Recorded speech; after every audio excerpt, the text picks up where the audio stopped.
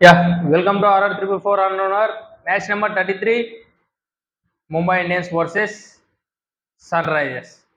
ఈ మ్యాచ్లో వచ్చేసి నాకు సన్ రైజ్కి ఎక్కడో మోసం జరిగిందని నేను అనుకుంటున్నా. కాకపోతే అదేం మోసమేం కాదు. క్రికెట్ రూల్సే అలా ఉన్నాయన్నమాట. కాకపోతే ప్రతి మ్యాచ్లోనూ అలా చెక్ చేస్తున్నారా లేదా అనేది నాకైతే డౌట్ ఉంది. అండ్ ఈ మ్యాచ్ విషయానికి వస్తే మాత్రం ఎంఐ వాళ్ళు టాస్ గెలిచి ఫీల్డింగ్ తీసుకున్నారు. ఎస్ఆర్హెచ్ వాళ్ళని బ్యాటింగ్ చేయమని చెప్పారు. ఎస్ఆర్హెచ్ వాళ్ళు వచ్చేసి ఫస్ట్ బ్యాటింగ్ చేసి 162 రన్స్ వేసి 5 వికెట్స్ కోల్పోయారు 20 ఓవర్స్లో. అండ్ ఎంఐ వాళ్ళు వచ్చేసి చేజింగ్లో 166 రన్స్ వేసి 6 వికెట్స్ కోల్పోయారు. And MI one by 4 wickets అన్నమాట. అండ్ వీళ్ళు ఎస్ఆర్హెచ్ వాళ్ళు కొట్టింది 5 సిక్స్లే అనమాట. ఆ 5 సిక్స్లు కూడా ఎక్కడ కొట్టారో తెలుసా? 18th ఓవర్ 20 ఓవర్లో. అప్పుడు దాకా సిక్స్లే లేవు. పవర్ ప్లేలో ఒక్క వికెట్ కూడా పడలే, కానీ సిక్స్లు లేవు. పవర్ ప్లేలో ట్రావిస్ హెడ్ ఎన్ని బాల్ ఆడాడు తెలుసా?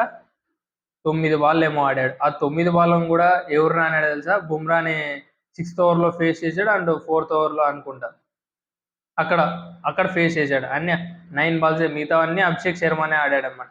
కాకపోతే అభిషేక్ శర్మ ఆడిన దాని కొద్దీ మంచిగానే పర్ఫామ్ చేశాడు అన్నమాట. 28 బాల్స్లో 40 రన్స్ వేసాడు. హార్దిక్ పాండే దాంట్లో అవుట్ అయిపోయాడు అన్నమాట. అక్కడ బ్రేక్ వచ్చింది. బ్రేక్ రాగానే సబ్స్టిట్యూట్ ఫీల్డర్ రాజ్బాబు వచ్చేసి మంచి క్యాచ్ పట్టుకున్నాడు. ఇట్లా కట్టుకొట్టుపోయాడు, అప్పర్ కట్ ఇట్లా మంచిగానే క్యాచ్ అనేది పట్టాడు అన్నమాట. అండ్ ట్రావిస్ హెడ్ విలియాక్స్కి చిక్కాడు అన్నమాట. 29 బాల్స్లో 28 రన్స్ మాత్రమే వేసి, ఇప్పుడు దాకా ట్రావిస్ హెడ్ 20+ రన్స్ స్కోర్ చేసి బిలో 100 స్ట్రైక్ రేట్ ఉన్నది ఈ మ్యాచ్ అనుకుంటా నాకు తెలిసి. అండ్ 28 రన్స్ ఏం చేశాడు 29 బాల్స్లో. అక్కడ 28 కాకుండా ఇంకొక 15 రన్స్ చేసినంటే బాగుండు అనుకుంటాను. 29 బాల్స్లో 44 అలా చేసింటే మాత్రం ఇంకొక 20 రన్స్ వచ్చింటే లాస్ట్లో 180 ఉన్నింటే మాత్రం స్ట్రైక్ రేట్ ఖచ్చితంగా ఎస్ఆర్హెచ్కి గెలిచే ఛాన్సెస్ ఉన్నాయి. కాకపోతే లైఫ్ వచ్చింది అక్కడ కూడా ట్రావిస్ హెడ్కి. కాకపోతే దాన్ని అంతగా ఉపయోగించుకోలే. ఇంకా ఇషాన్ కిషన్ ఎందుకు ఆడుతున్నాడు కూడా నాకైతే అసలు అర్థం కాలేదు. ఒక మ్యాచ్ మాత్రమే ఆడాడు. ఆ ఒక మ్యాచ్ సెంచరీ కొట్టాడు. అండ్ ఈ గ్రౌండ్ గురించి తనకు బాగా తెలిసి ఈ మ్యాచ్లో ఆడతాడని అనుకున్నా. కాకపోతే స్టెంప్ అవుట్ అయ్యాడు విలియాక్స్ దాంట్లో. అండ్ విలియాక్స్ ఇక్కడ ప్లస్ అయ్యాడు అనమాట. కరుణ్ శర్మకి అక్కడ ఇంజూర్ అయితే తన ప్లేస్లో వచ్చి బౌలింగ్ చేశాడు కాబట్టి ప్లస్ అయిపోయాడు. మధ్యలో మిడిల్లో వచ్చాడు, వికెట్స్ తీసుకున్నాడు, రన్స్ కొట్టాడు, మ్యాచ్ గెలిచారు, అంతే. ఇంకా అక్కడేం జరగలే. ఇంకా ప్రతి మ్యాచ్లో ఇలా ఇస్తే ఓడిపోయే ఛాన్సెస్ కూడా ఉంటాయన్నమాట. మళ్ళీ ప్రతి మ్యాచ్ ఇలానే. ఇంకా నితీష్ రెడ్డి లాస్ట్ ఇయర్ మొత్తం మంచి పర్ఫార్మెన్స్ ఇచ్చాడు. ఇండియా టెస్ట్ టీంలోకి డెబ్యూ చేశాడు. అండ్ T20లో ఆడాడు. అక్కడ కూడా మంచి పర్ఫార్మెన్సే చేశాడు. ఇక్కడైతే 21 బాల్స్లో 19 రన్స్ వేసాడు. ఒక 4 మాత్రమే వేసాడు అనమాట. అండ్ వీళ్ళ వీక్నెస్తో కొట్టారన్నమాట ఎంఐ వాళ్ళు. వీళ్ళు గెలిచింది 2 మ్యాచ్లు. ఆ 2 మ్యాచ్లు ఎక్కడ గెలిచారు? హైదరాబాద్లో. అది కూడా ఇక్కడ బ్యాటింగ్ పిచ్ మీదనే గెలిచారన్నమాట. ఒక దాంట్లో 285, ఇంకో దాంట్లో 245. అక్కడే ఇంకా వేరే పిచ్లు ఉన్నాయన్నమాట. ఆ పిచ్ల మీద ఓడిపోయారు. అది క్యాష్ చేసుకొని ఎంఐ వాళ్ళు బౌలింగ్ పిచ్ అనేది ఇచ్చారన్నమాట. బౌలింగ్ పిచ్ ఎందుకు ఇచ్చారు? ఇక్కడ వీళ్ళకి షమి అంతంత మాత్రమే బౌలింగ్ చేస్తున్నాడు. ప్యాట్ కమిన్స్ కూడా అంత మంచి పర్ఫార్మెన్స్ ఇవ్వడం లేదు. హర్షల్ పటేల్ మంచిగా బౌలింగ్ చేయడం లేదు. ఇంకా స్పిన్నర్లు అంటావా ఒక్కోసారి ఒక్కొక్కరిని తెచ్చి ఆడిస్తున్నారు. జాంపాన్ ఒకసారి, చహార్ని ఒకసారి, అన్సారీని ఒకసారి, అందరినీ ఒక్కోసారి తెచ్చి చేపిస్తాను. అభిషేక్ శర్మతో ఒక్కోసారి బౌలింగ్ చేపిస్తున్నాడు. అంత ఎవ్వరు కూడా మంచి పర్ఫార్మెన్స్ లేదు. బౌలింగ్లోనూ లేదు, బ్యాటింగ్లోనూ లేదన్నమాట. ఆ క్యాష్ చేసుకొని వీళ్ళకి బౌలింగ్ పిచ్ అనేది ఇచ్చారన్నమాట. స్లో పిచ్ అనేది మనం ప్రివ్యూ వీడియోలో దీని గురించి చెప్పుకోవాల్సింది, కాకపోతే మిస్ అయిపోయినాం అనమాట. అందువల్ల వీళ్ళు మంచిగా పర్ఫామ్ చేయలేకపోయారు. స్లో పిచ్ అని తెలిసింది. అక్కడైనా ఒక 180 రన్స్ స్కోర్ చేసి వాళ్ళ మీద ప్రెజర్ పెడదాం అనేది లేదు. రన్స్, సింగిల్స్, డబుల్స్ తీస్తూ కొట్టాలన్నమాట. పవర్ ప్లే అంతా ఎలా జరిగింది తెలుసా? కొడితే బయటికి కొట్టాలి. అలాంటి బాల్ కోసం చూసి డాట్స్ ఆడారన్నమాట. ఒక్క 6 కూడా కొట్టుకోకుండా అదే 6లు రాకపోతేనేమి బౌండరీస్ కొట్టినంటే ఎంత బాగుండు చెప్పు. అవి కూడా రాలేకపోయినాయి అన్నమాట. అండ్ క్లాసెన్ చూసుకుంటే లాస్ట్లో 18th ఓవర్లో 2 6లు ఏం కొట్టాడు.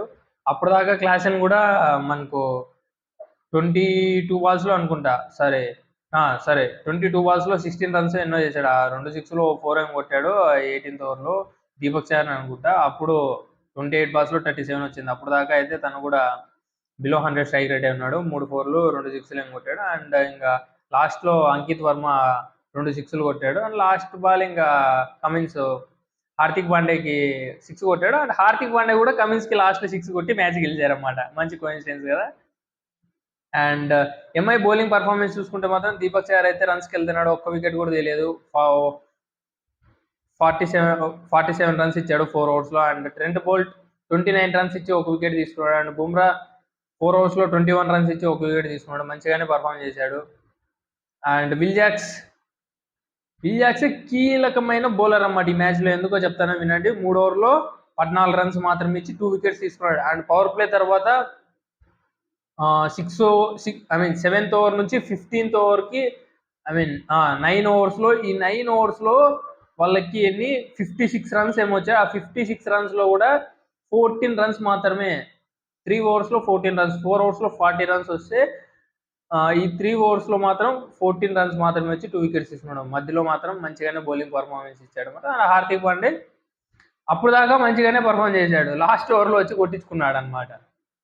లాస్ట్ ఓవర్‌లో ఐ థింక్ 22 అనుకుంటా. అప్పటిదాకా 3 ఓవర్స్‌లో 20 రన్స్ మాత్రమే ఇచ్చాడు. ఒక వికెట్ కూడా తీసుకున్నాడు. లాస్ట్ ఓవర్‌లో ఇంకా 22 రన్స్ 3 సిక్స్‌లో 4 ఏమో ఇచ్చాడు అనుకుంటా సంథింగ్.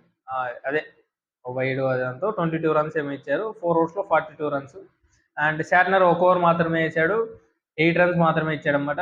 అండ్ మనకు ఎంఐ బ్యాటింగ్ చూసుకుంటే మాత్రం వీళ్ళకి కూడా ఛాన్సెస్ వచ్చాయన్నమాట. రోహిత్ శర్మకు వచ్చాయి, రికెల్టన్కి వచ్చాయి, అండ్ విల్ జాక్స్కి కూడా వచ్చింది ఛాన్స్. రోహిత్ శర్మ మంచి టచ్లో ఉన్నాడు. ఈ రోజు సింహం దిగిందిరా స్వామి ముంబైలో అనుకున్న టైంలోనే అవుట్ అయిపోయాడు అనమాట. 16 బాల్లో 26 రన్స్ చేసి 3 సిక్స్లు ఏం కొట్టాడు. ఓకే, ఇలా ఆయన ఒక్కో మ్యాచ్కి స్కోర్ అనేది ఇంక్రీజ్ అవుతుంది అనమాట. 5, 10, 15, 20, 26 అలా ఇంక్రీజ్ అవుతాం కాబట్టి ఓకే పర్లేదు. నెక్స్ట్ మ్యాచ్లో 30+ ఆర్ 40+ వస్తే మంచిగానే ఉంటుంది అనమాట.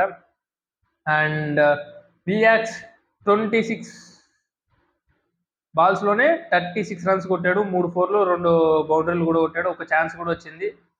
అండ్ ఇక్కడ కూడా మంచి పర్ఫార్మెన్స్ ఇచ్చాడు. బౌలింగ్‌లో కూడా మంచి పర్ఫార్మెన్స్ ఇచ్చాడు కాబట్టి ప్లేయర్ ఆఫ్ ది మ్యాచ్ కూడా ఇచ్చారు.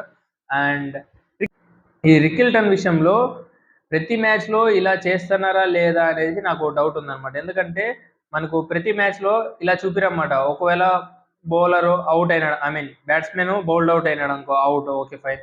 నో బాల్ చెక్ చేస్తారు, ఓకే అవుట్ అయినాడు, ఓకే ఎల్బిడబ్ల్యూ అవుట్ అయినాడు అంటే ఎల్బిడబ్ల్యూ ఆ లైన్‌లో ఉందా లేదా, ఇన్సైడ్ అవుటా అవన్నీ చెక్ చేసుకుంటారు. అవుట్ అయితే అవుట్ అని ఇస్తారు. కాకపోతే ఒక్కోసారి 6 లైన్‌లో క్యాచ్ పట్టినప్పుడు ఇది చెక్ చేస్తున్నారు లేదు. అది స్పిన్ బౌలింగ్ ఫాస్ట్ బౌలింగ్‌లో ఎలానో కీపర్ ఎన్నుకుంటాడు కాబట్టి పర్లేదన్నమాట. ఒకవేళ చాహల్ గాని ఇట్లా స్పిన్నర్స్ చేస్తున్నాడు, మిచెల్ శాట్నర్ గాని ఇలా జడేజా, అశ్విన్ ఇలాంటి బౌలర్స్ చేస్తున్నాడు స్పిన్ బౌలింగ్‌లో డెత్ ఓవర్స్‌లో 14, 15, 16, 17 ఆ టైంలో స్పిన్నర్స్ చేస్తారు కదా, మోస్ట్లీ సిక్సెస్ కొట్టడానికి ట్రై చేస్తుంటారు. ఆ టైంలో 6 లైన్‌లో క్యాచ్ అవుట్ అయినప్పుడు ఇది నిన్న చెక్ చేసినట్లు ప్రతి మ్యాచ్‌లో చెక్ చేస్తున్నారా లేదా అనేది డౌట్ ఉంది. కాకపోతే వాళ్ళు మనకి ఈ రిప్లేని చూపిరన్నమాట. కీపరు ఏ ప్లేస్‌లో ఉన్నాడు. నిన్న మాత్రమే అది చెక్ చేశారని నేనైతే అనుకుంటున్నా.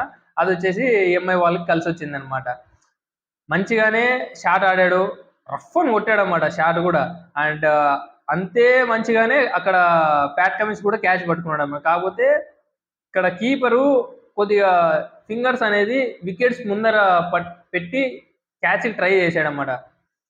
బాల్ కంప్లీట్ అయ్యేదాకా కీపరు వికెట్స్ ముందరికి చేతులు రాకూడదన్నమాట. అలా వచ్చాయి కాబట్టి అక్కడ నాట్‌ఔట్ ఇచ్చారు.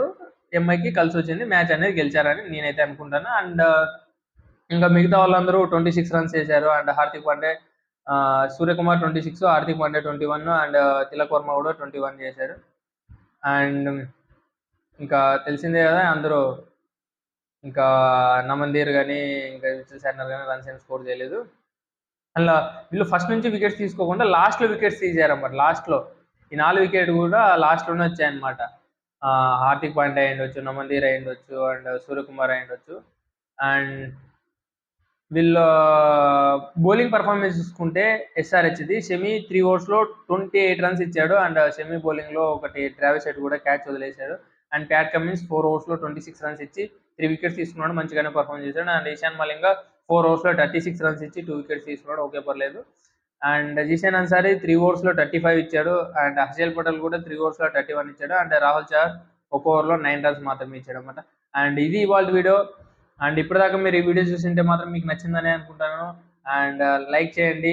అండ్ మీ ఫ్రెండ్స్లో ఎవరైనా క్రికెట్ లవర్స్ ఉన్నా కూడా ఈ వీడియో షేర్ చేసి నన్ను ఎంకరేజ్ చేయండి. Thank you guys.